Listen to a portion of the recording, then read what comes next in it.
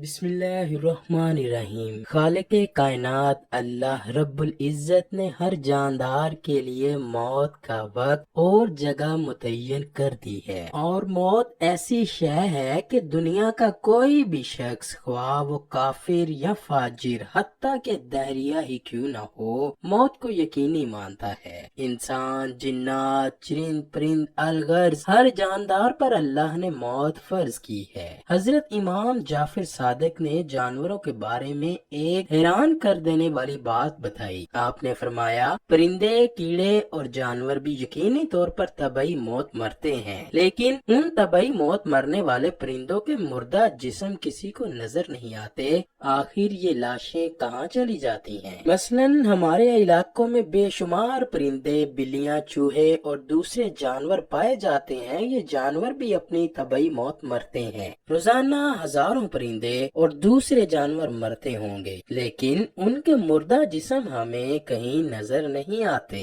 البتہ ان مردہ جانوروں کی لاشیں ہمیں ضرور نظر آتی ہیں جو قید میں مر جائیں، یا انہیں زہر دے دیا ہو، یا شکاری نے یا کسی دوسرے پرندے نے اسے گھائل کیا ہو، لیکن آہستہ آہستہ دم نکلتے ہوئے اپنے کسی جانور کو نہیں دیکھا ہوگا، یہاں تک کہ کسی چیونٹی کو بھی نہیں۔ حضرت سیدنا امام جعفر صادق نے فرمایا کہ یہ مردہ اجسام تمہیں اس لیے نظر نہیں آتے کہ چوپایوں، پرندوں اور دوسرے جانوروں کو اپنی موت کا علم اللہ کی طرف سے پہلے ہی ہو جاتا ہے۔ وہ اس مقررہ وقت سے پہلے پہاڑوں کی غاروں، کنووں، درختوں کے کھوکھلے تنوں، زمین کے سوراخوں یا گہرے گڑھوں میں جا کر بیٹھ جاتے ہیں اور وہیں مر جاتے ہیں۔ یہی اللہ کا نظام ہے جس کی وجہ سے آج انسان سکون سے سانس لے رہا ہے، ورنہ اگر باقی جانوروں، کیڑوں کو چھوڑ کر صرف پرندوں کو لیا جائے تو ایک اندازے کے مطابق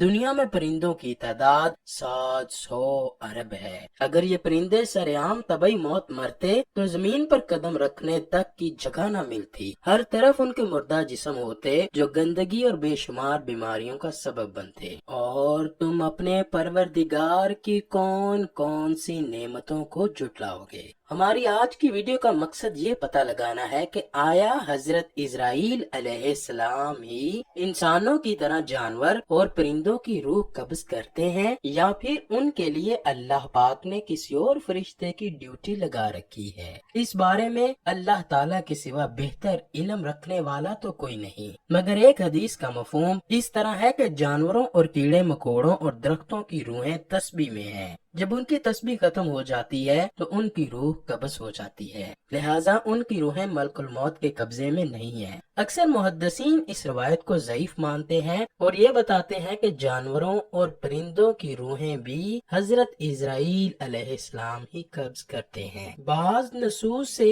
اس بات کی طرف واضح اشارہ ملتا ہے کہ تمام ذی الارواح کی روحوں کے قبض کرنے کی ذمہ داری اللہ تعالیٰ نے ملک الموت کو سونپی ہوئی ہے۔ چنانچہ ایک روایت میں ہے کہ ملک الموت نے ایک مرتبہ رسول اللہ صلی اللہ علیہ وآلہ وسلم سے کہا، میں ایک مچھر کی روح بھی اللہ کے حکم کے بغیر اپنی مرضی سے قبض نہیں کرتا۔ علامہ ابن حجر حیتمی اپنی کتاب فتاوی حدیثیہ میں فرماتے ہیں کہ حدیث اس بات پر دلالت کرتی ہے کہ تمام جانداروں میں روحیں ہوتی ہیں، اور روح حضرت اسرائیل علیہ السلام ہی قبض کرتے ہیں۔ امام قرطبی اس کے ذیل میں بیان فرماتے ہیں کہ اس حدیث مبارکہ سے پتہ چلتا ہے کہ ہر ذی روح کی روح کو قبض کرنے کی ذمہ داری اللہ پاک نے ملک الموت کو دی ہوئی ہے۔ نیز امام مالک بن انس سے دریافت کیا گیا کہ آیا مچھروں کی روح بھی ملک الموت قبض کرتے ہیں؟ تو انہوں نے دریافت کیا، کیا ان میں جان ہے؟